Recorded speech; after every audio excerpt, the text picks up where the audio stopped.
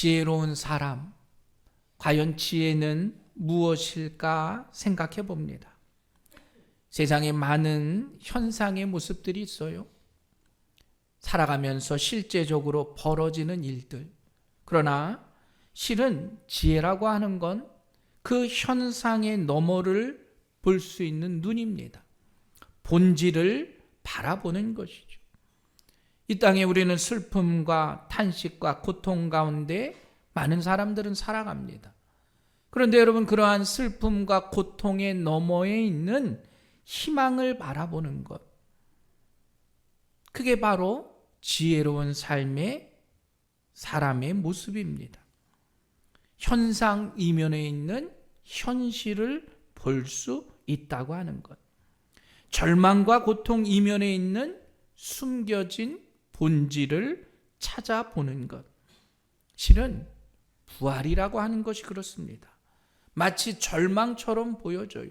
그러나 그 절망 속에 숨겨져 있는 부활의 능력을 바라볼 수 있는 우리 지혜로운 믿음의 성도들 되시길 주님의 이름으로 간절히 축원합니다. 실은 이 부활하신 예수님을 만난 사람들은 그 부활 너머의 진실을 알게 된 겁니다. 그래서 근본적으로 그들의 삶이 바뀌게 된 거예요. 죽음만 생각하던 사람이 생명을 살리는 일을 하게 된 겁니다. 두려움과 불안에 떨던 사람들이 평안함을 얻는 거예요. 때로는 너무나 무기력하고 무의미했던 우리의 인생이 즐거움과 행복한 삶을 살아갈 수 있다는 겁니다. 그게 바로 부활에 담겨 있는 의미와 본질입니다. 부활하신 예수님을 만난 우리들, 또 부활하신 예수님을 만났던 사람들에게 왜 이러한 변화가 일어나게 되었을까? 여러분, 많은 사람들은 그렇습니다. 부활을 증명하라, 부활을 이해시켜봐라, 부활을 논리적으로 말해봐라. 그러나 부활은 논리적으로 우리의 이해의 모습으로 증명할 수 없어요. 부활은 이미 성경에서 증언했기 때문입니다. 증명해내지 않아도 우리는 그 부활을 믿는 자들이에요. 그러니까 얼마나 그게 감사한 일이겠습니까? 설명이나 증거가 필요 없이 난 그걸 믿는 자기 때문이에요. 논리적으로 이해가 되지 않고 과학적으로 증명되지 않는데 우린 그걸 믿으며 살아가고 있다라는 겁니다. 그 부활의 능력이 바로 여러분과 함께 한다는 사실을 여러분 기억하시길 간절히 축원합니다. 부활의 능력은 증명하는 게 아니에요. 부활의 능력은 이미 많은 사람들이 그걸 경험했기 때문에 그 경험을 통해서 우리에게 말씀하고 있습니다. 자, 오늘 본문의 말씀이 바로 그거예요. 부활을 경험했던 사람들의 이야기, 특별히 사도 바울에 대한 이야기입니다. 사도 바울은 기독교를 박해하는 사람이었습니다. 유대교에서 철저한 사람이에요. 나사렛이라는 동네에서 예수가 메시아라고 이해할 수 없는 일들이 벌어진 겁니다. 그래서 그 예수를 믿는 사람들을 자기는 이해할 수 없기 때문에 자신의 능력으로, 자신의 신앙의 모습으로 그들을 대적하기 시작한 거예요. 산헤드린 공회 앞에서 나사렛 예수가 메시아라고 증언했던 스데반을 죽이는데 앞장선 겁니다. 그리고 거기서 그치지 않습니다. 야, 이제 예수 믿는 사람들을 아예 뿌리채 뽑아버려야 되겠다. 그리고 자기가 대제사장에게 가서 내가 예수 믿는 사람을 체포할 수 있는 권한을 달라고, 내가 그 사람들을 다 잡아 없애겠다고 다메섹으로 가고 있는 거예요. 예수 믿는 사람을 박해하기 위해서 다메섹에 가고 있는 그때 충격적인 사건을 경험한 겁니다. 하늘에서 큰 빛이 내려와요. 눈을 뜰 수도 없을 만큼 큰 빛. 그것으로 그는 땅에 엎드려져 신비한 소리를 듣게 됩니다. 사울아, 사울아, 네가 왜 나를 박해하느냐? 여러분, 바울은 거기서 부활하신 주님을 만나게 돼요. 만약에 주님의 부활이 없었다면, 마치 유대 종교 지도자들이 예수님의 제자들이 그 부활을 꾸며냈다면 어떻게 바울 같은 사람이 부활하신 주님을 만날 수 있겠냐는 거예요. 바울은 부활하신 주님을 만난 이후에 그 삶이 완전히 변화된 줄 믿으시길 간절히 축원합니다. 예수 믿는 사람들을 잡아다녔던 그가 반대로 예수 그리스도를 전하는 전도자가 되었다는 것이에요. 예전에 자신이 그랬던 것처럼 예수 믿는 사람들을 증거할 때 받았던 그 핍박과 고통이 바울에게도 임했다는 거예요. 목숨을 걸고 복음을 전했던 바울. 여러분, 바울이 변화된 이유는 단 한 가지입니다. 부활하신 주님을 만났기 때문이에요. 우리 믿음의 성도들, 바울같이 부활의 주님을 만난 자들이 바로 우리들임을 기억하시길 간절히 축원합니다. 바울처럼 부활하신 주님을 만났던 사람이 오늘 본문에 말하고 있어요. 예수님의 제자였던 게바, 베드로에게 부활하신 주님이 나타나셨어요. 또 베드로뿐만 아니라 12 제자에게, 더 나아가 500여 명의 형제들에게, 그리고 야고보에게도 나타나셨고, 맨 나중에는 만삭되지 못하여 난 자 나 바울에게 나타나셨다 증언하고 있습니다. 예수님을 만났던, 부활하신 예수님을 만났던 사람의 공통이 뭐냐?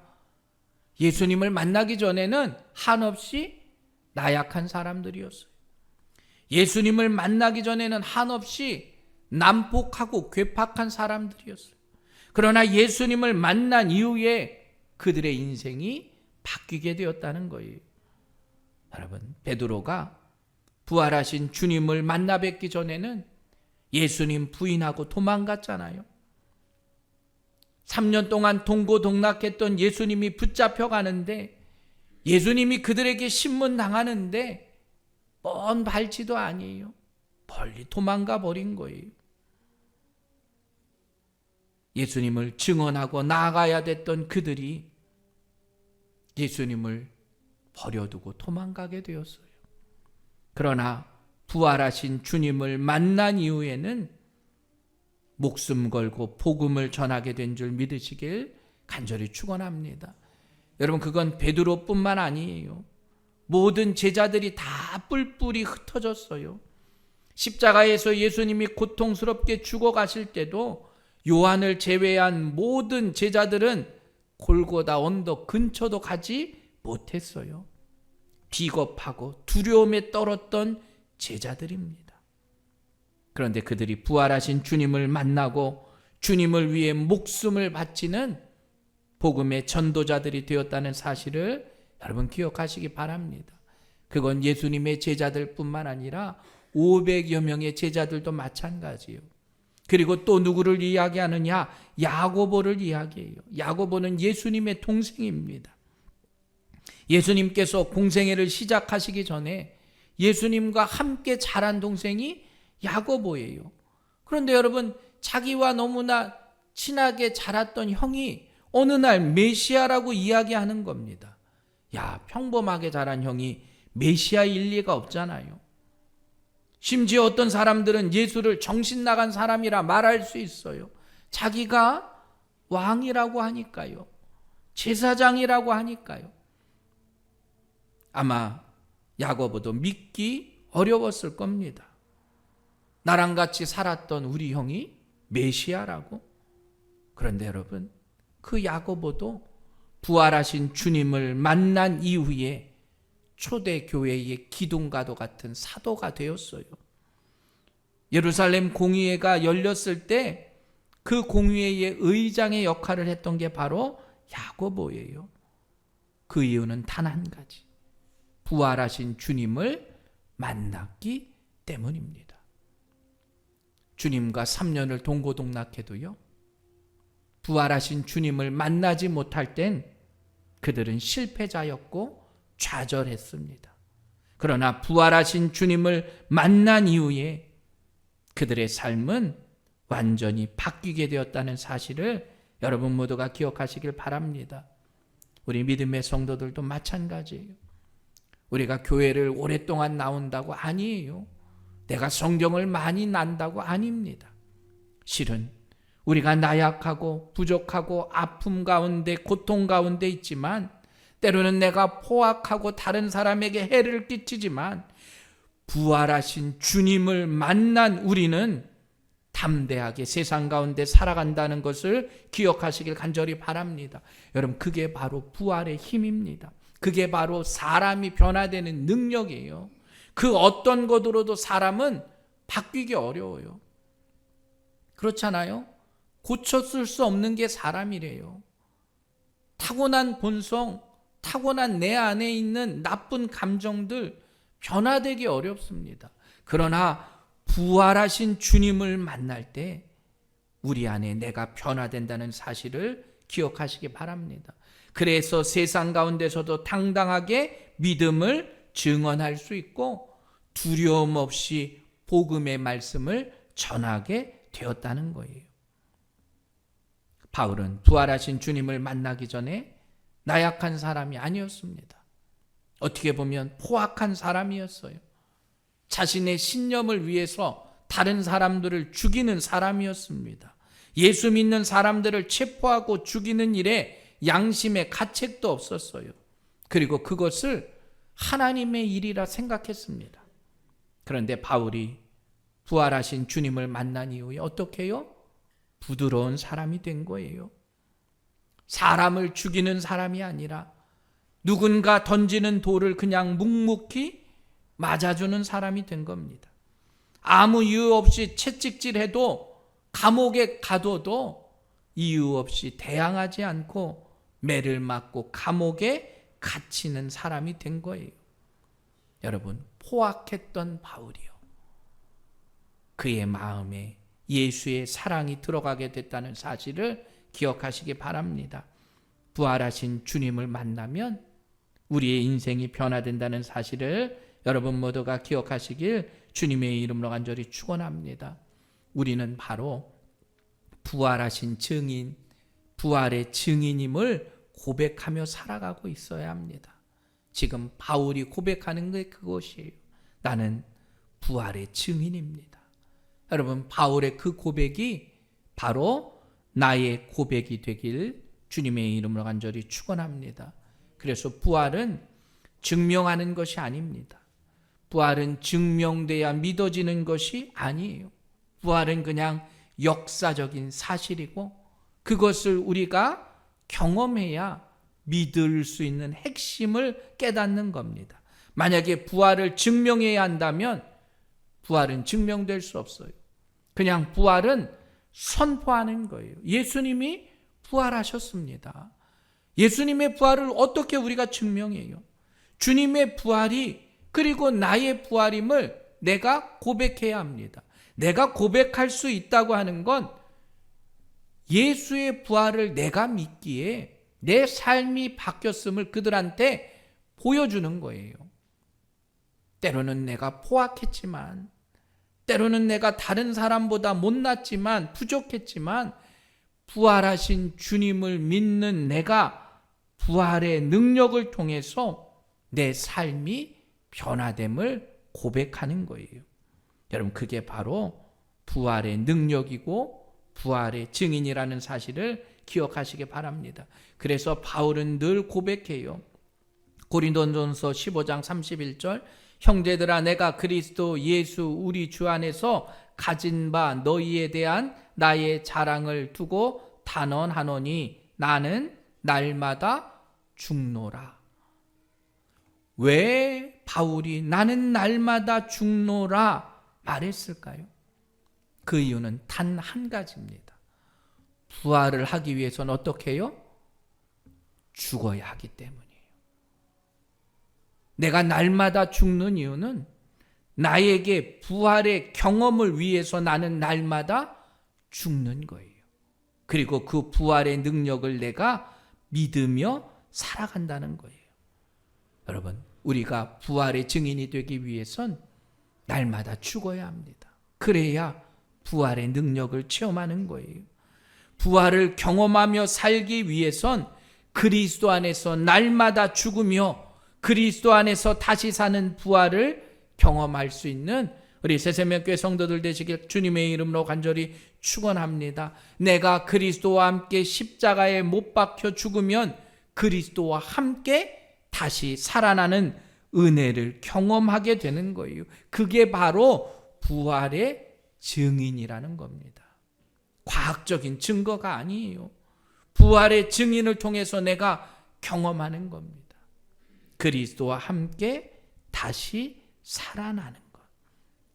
오늘 예수님은 부활 직후에 많은 사람들을 만나셨습니다. 그리고 그 만난 사람들에게 있어서 놀라운 변화가 일어나게 되었어요. 여러분, 그들에게 있어서의 그 부활의 증인의 삶이 지금 이 자리에 있는 여러분에게도 함께하길 간절히 축원합니다. 그리고 나도 그 부활의 증인이 되어야 합니다. 부활의 증인이 된다고 하는 건 내가 부활의 증인의 삶을 어떻게 살아가야 할까? 내 인생의 목적과 방향이 분명해야 한다는 거예요. 하나님께서는 분명히 주님께서는 우리에게 말씀하셨어요. 우리에게 중요한 사명이 있음을, 본질적인 사명을 우리에게 전해주셨습니다. 그게 바로 뭐냐? 복음의 말씀을 전하라는 거예요. 기쁜 소식은 잠시 있을 수 있습니다. 그러나 시간이 지나면 그 기쁜 소식은 사라져버려요. 그 기쁜 소식이 영원한 기쁨의 소식이 될 수 있는 게 바로 복음이라는 겁니다. 자, 부활의 신앙은 바로 복음의 증인의 삶을 살라라는 거예요. 오직 성령이 너희에게 임하시면 너희가 권능을 받고 예루살렘과 온 유대와 사마리아와 땅끝까지 이르러 내 증인이 되리라. 내가 바로 부활의 증인으로 살기 위해선 증인의 삶, 복음을 전하는 삶이 되어야 한다라는 겁니다. 그러나 여러분, 세상의 삶은 어떻습니까? 세상은 우리가 그렇게 복음을 전하는 걸 원하지 않아요. 미국의 하버드 대학교의 한 생물학자 교수가 개미들이 동료 개미가 죽은 것을 눈으로 봐서는 알 수 없다는 거예요. 개미에게는 올레산이라는 냄새를 통해서 이 개미가 죽었음을 안다는 겁니다. 그러니까 개미는 동료가 죽은 걸 어떤 냄새를 통해서 깨닫는 거예요.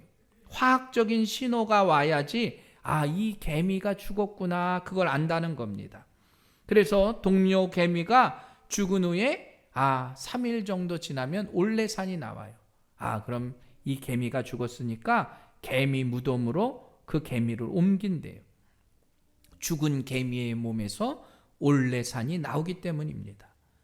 올레산이라고 하는 건 바로 이 개미가 죽었다라고 하는 신호적인 작용이에요.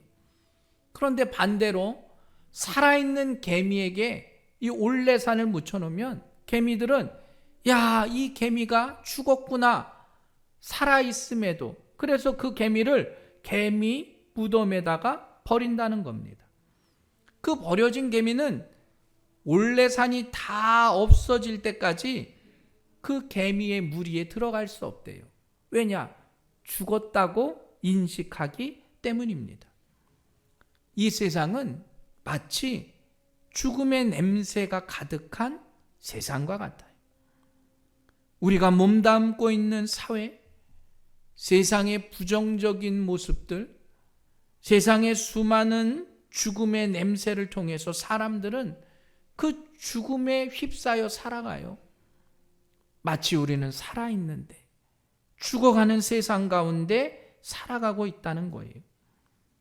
여러분, 부활의 능력은 그 죽음의 냄새가 아니라 생명의 냄새를 가지고 세상 가운데 살아가는 우리들이 되어야 한다는 거예요. 바로 그 일을 위해서 예수님이 이 땅에 오셨음을 깨달으시길 간절히 축원합니다. 예수님은 우리의 왕이시고 우리의 제사장이시고 우리의 선지자이시고 나의 구원자로 이곳에 오셨어요. 그 누구도 예수님의 그 사명을 감당할 수 없다는 거예요. 막달라 마리아가 새벽에 무덤을 찾아갔을 때 부활하신 예수님을 만났잖아요. 그런데 실은 마리아도 예수님이 그냥 선지자 중에 한 분 정도로 알고 있었을 거예요. 예수님이 부활하실 건 꿈에도 생각하지 못했을 거예요. 엠마오로 가는 두 제자들과 주님이 동행하세요. 보아야 할 것을 보지 못하고 깨닫지 못했던 그들에게 주님이 말씀하세요. 무기력했던 그들에게 주님이 말씀을 통해서 부활하신 예수님을 깨닫게 합니다. 누가복음 24장 32절, 그들이 서로 말하되 길에서 우리에게 말씀하시고 우리에게 성경을 풀어주실 때에 우리 속에서 마음이 뜨겁지 아니하더냐. 말씀이 그들에게 임할 때 그들의 마음이 뜨거워져서 부활하신 주님을 보게 돼요. 여러분, 우리의 인생 가운데 말씀이 우리 안에 임하고 그 말씀을 통해서 우리의 눈이 떠질 때 우리도 부활하신 주님을 알고 믿게 된다는 사실을 기억하시기 바랍니다. 그건 증명하는 게 아니라 말씀을 믿고 내가 영적으로 나의 눈이 떠질 때 믿음을 통해서 알게 되는 거예요. 예수님의 제자들도 처음엔 믿지 못했어요. 예수님과 성찬을 할 때도 알지 못했어요. 마지막 주님이 부활하신 이후에 떡을 뗄 때 주님을 보게 된 거예요. 신령한 눈이 떠진 겁니다. 세상의 지식적인 경험적인 상식의 눈이 아니라 하나님의 영이 임하는 눈이 떠지게 되었다는 겁니다.